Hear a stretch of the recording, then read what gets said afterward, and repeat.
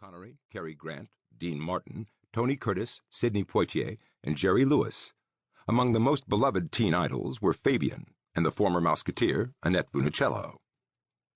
Even the decade's biggest sex symbols were comparatively modest and restrained. Refusing to do nude scenes, Elizabeth Taylor was positively chaste, compared to today's willfully provocative starlets like the heavily tattooed Angelina Jolie. And the biggest male heartthrob of the 1960s was probably Elvis Presley, an unabashedly patriotic former GI who addressed interviewers and even his fans as Sir and Ma'am. Starting in 1960, Elvis won 3 Grammy Awards, all for gospel music, a lifelong passion of Elvis's that is not much discussed anymore. The titles of these LPs should tell you a good deal about the singer and the period.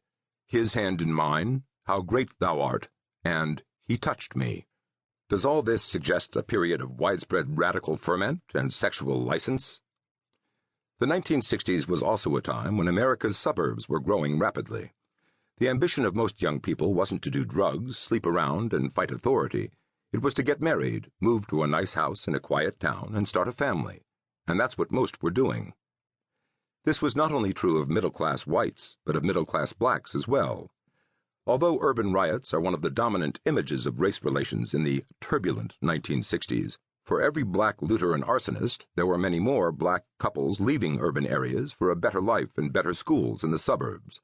In the process, these families were peacefully integrating, without busing orders or demonstrations. The small number of 60s left-wing radicals referred to themselves as the counterculture for a reason. They were reacting against a very conservative and very dominant mainstream culture. This conservatism also extended to popular attitudes toward the Cold War. As this book explains, polling revealed that most of those who voted for anti-war stalwart Eugene McCarthy in the 1968 Democratic primaries actually wanted a more aggressive prosecution of the war in Vietnam. Just because 60s radicals were few in number doesn't mean they were irrelevant, however.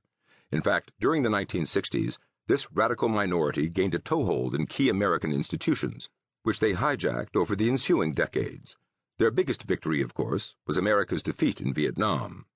Although they convinced gullible reporters to refer to them as anti-war activists, in fact, much of the anti-war movement's leadership did not oppose the war as much as it wanted the other side to win.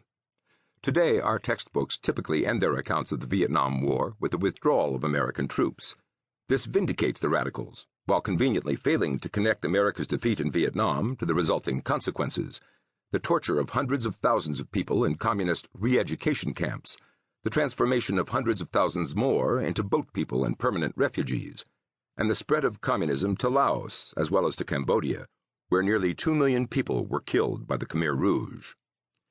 In the course of mythologizing the 60s counterculture, the biographies of numerous 60s luminaries have been totally rewritten.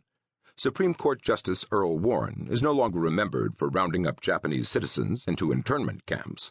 Rather, he is seen as an enlightened progressive, thanks to the extremely liberal rulings issued by his court.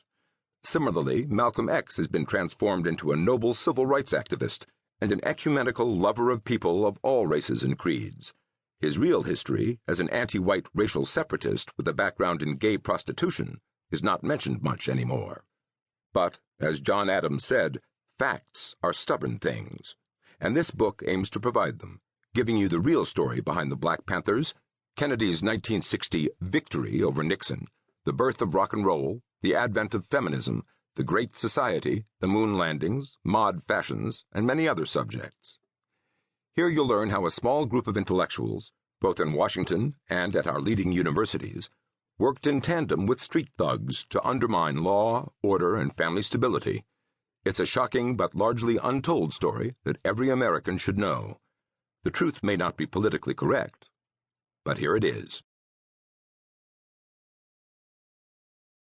Part 1. The Social 60s. Chapter 1. The Student Radicals, Who They Were, and Which Girls They Wanted. Guess what? Most college campuses were not hotbeds of radicalism during the 1960s. UC Berkeley's free speech movement was led by admitted communists. The Kent State shootings were provoked by widespread rioting and arson. For former 60s radicals, the student movement has become a hallowed memory, the spark that gave rise to the New Left and set off a wider rebellion against American society.